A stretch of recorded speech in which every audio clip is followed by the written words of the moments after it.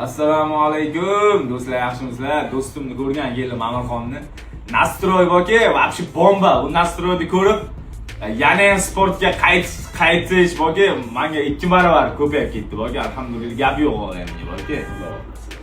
Ana bu kimdirlar boyit sotilgan, u deyaptiki, hech qachon borki, $1 million beramiz, $5 million beramiz, O'zbekistonning bayrog'ini o'zimiz yurtimizga bo'ladimi, boshqa yurtga bo'ladimi, hech qachon biz sotmaymiz inshaalloh.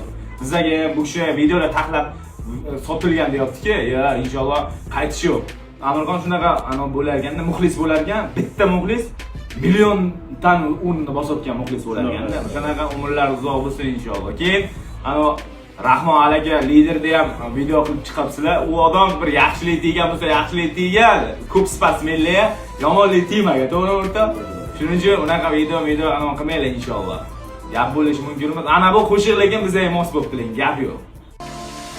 Har boshda sinish bor, har jonda qulash. Qadaqlardan maqsad maqtash, ulug'lash. Niyati aslida g'ururin pullash. Asli ahvolimni hech kim o'ylamas. Ularga tulporim chopib tursa bas.